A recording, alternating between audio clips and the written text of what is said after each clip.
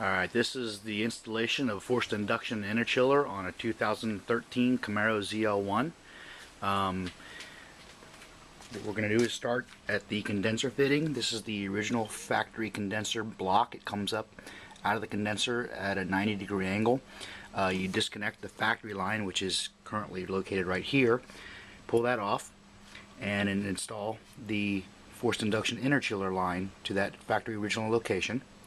That comes out, goes back here to this T-fitting, through the T-fitting, through the solenoid, loops back around and comes out through the bottom and loops underneath here to the factory original location. It's bolted on. That line from the factory line, basically all you're going to do when you disconnect that's this line right here. You're going to pull it forward roughly 2 inches.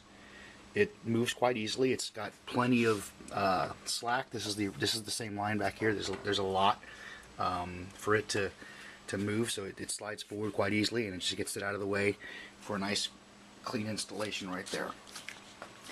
The other portion that comes out the bottom of the T-fitting is right here, and that comes out and goes underneath the bottom, loops under here through this hole that you're going to drill into this plastic shroud, comes along and attaches right here to the transfer valve. Goes through the interchiller, right? Comes out. This is the suction line. It's routed right here. Goes back out, routed to that same hole, and back up into the engine bay. Notice all these lines are set up and not touching anything hot like the radiator or the heater hose right here.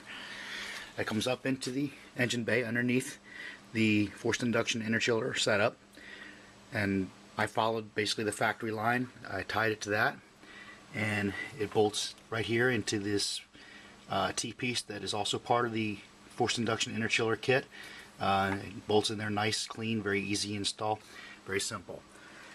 From a hose routing perspective for water, the factory line originally supplied the heat exchanger coming in from the bottom. I've rerouted this way, where I routed the feed from the top just to make the installation simpler.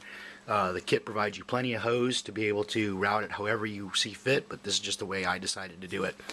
So basically what I did is the original factory line, which again is under this shroud so you can't quite see it, feeds over here, and I have it come up and it comes into the bottom of the bypass valve, which is part of the kit. From there it comes out of the bypass valve again through here and routes into the interchiller.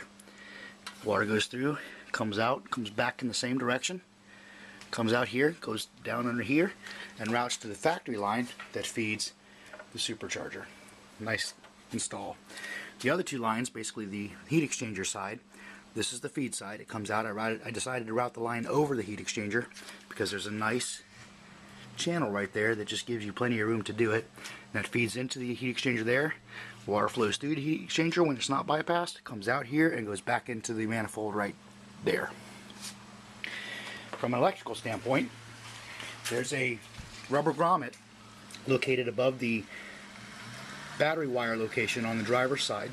You just pull out that grommet. I cut a small slit into it, slid the wires through it, and those wires, that's what this is right here, are fed along around above the headlight. One wire goes down and feeds this solenoid here. The other one is mounted underneath the radiator support, comes all the way across and feeds this solenoid here, which is the vacuum solenoid which controls the bypass valve. The vacuum line, one side obviously goes to the bypass valve itself. The other is fed back into the engine bay, comes up and goes along here. And basically what I did is I took off the L fitting that originally supplied vacuum to the exhaust control and replaced it with a T fitting that I made. This side still feeds the factory exhaust control, and this side is the line that basically goes to the solenoid. The interchiller itself is mounted basically in the crash bar. I basically cut the back side out and notched it where it fit quite nicely. I have roughly about 3 inches of clearance here, 3 to 4 inches, but that's a Ron Davis heat exchanger, so if you have the factory heat exchanger you'll have even more. And outside of that, that's a fairly easy install. Everything went in great. and I look forward to hitting the track. Thanks.